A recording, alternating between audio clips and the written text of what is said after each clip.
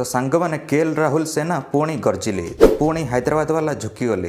तो हैदराबाद लगातार दुईटी मैच हारी एवं पॉइंट्स टेबुल रे शेष में पहुँची जाइए। तो गोटे टाइम थिला केन विलियमसन, डेविड वार्नर और राशिद खान एकला मिसिकी हैदराबाद को जिते दूसरे, किंतु अब हैदराबाद ये तीन बिना किसी भी करें।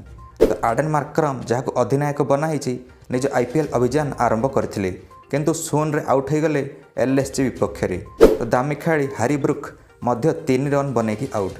तो 13 कोटी रे किणा होती ये। तो सांग मैंने सनराइजर्स हैदराबाद टॉस जीति बैटिंग नेला। तो आडेन मार्करम दल 121 रन ही कर 8 विकेट हर 20 ओभर रे। तो अनमोल प्रीत सिंह, राहुल त्रिपाठी को छाड़देले सबू 20 तले स्कोर करें। तो केवल अनमोल प्रीत सिंह 31 रन और राहुल त्रिपाठी 35 रन करें।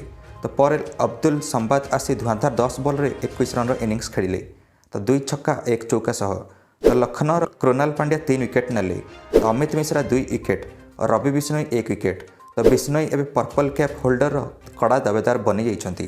तो 122 टार्गेट पिछा करिया ओल्लैता लखनऊ सुपर जायंट्स। तो जहाँ लखनऊ वाला 24 बॉल बाकी थाउ थाउ मैच जीति नेला।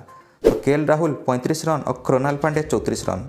तो सही भाई समस्ते टिके टिके योगदान देले एलएसजी रो।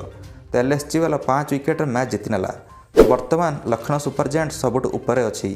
तो 3 मैच 2 मैच जीति 4 अंक सह टॉप रे। तो सांग मैंने आगामी मैच गुड़िकर हेबार अच्छी डबल हेडर। तो अपराह 3:30 संजू सैमसन राजस्थान रॉयल्स बनाम डेविड वार्नर दिल्ली कैपिटल्स। तो से संध्या 7:30 हेब गोटे बड़ मैच। तो सीएसके बनाम मुंबई इंडियंस। तो आपण मैंने क्या सपोर्ट कर कमेंट सेक्शन में निश्चिंत निजर प्रतिक्रिया देते। आपण मैंने भी जब गोटे आईपीएल फैन होते हैं वीडियो को लाइक करेंगे भूलिए ना। एमती अपडेट्स आमरी चैनल क्रिक नीति 3 को सब्सक्राइब करने। धन्यवाद।